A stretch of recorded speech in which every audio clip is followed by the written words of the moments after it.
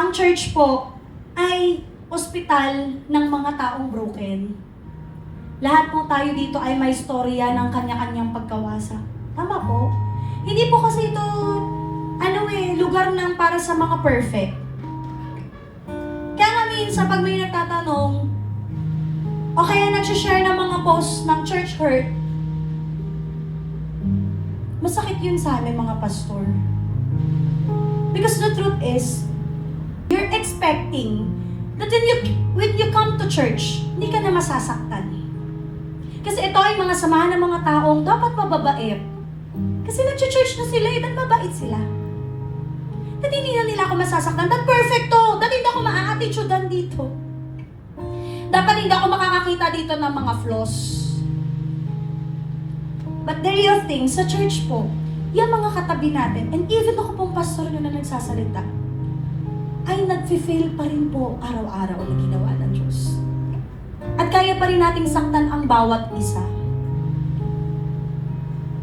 At ito po ay samahan ng masasamang mga ugali, mga makakasalanan na gustong magbago. Alam mo, pasalamatan mo nga na nagsisimba yan, kasi kung hindi pa yan nagsisimba, hindi mo pa alam yung sama na ugali niyan.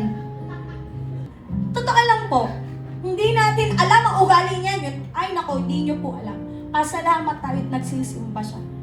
And even ako, inaayos tayo ng Panginoon. And so we do not expect that, tayo po ay magiging exempted for brokenness, for hurt, masakit. I've read a lot of story of church people being hurt by their own leaders and their own pastors in their own church. I've heard a lot of quotes, postings in FB, but have you heard of any post of a pastor, of a leader being hurt with the church people? I've heard none. But the truth is, as much as we hurt you, you hurt us as well. Many times. When you say things about us, hateful words about us, when you curse us, you are hurting us as well. Right? But the truth is, mga kapatid ko, lahat po tayo dito ay pwedeng magsakitan. Pwede pang magsakitan. Kasi po nandito pa tayo sa mundo eh. Hindi po dapat ito sumbatan ng sugat.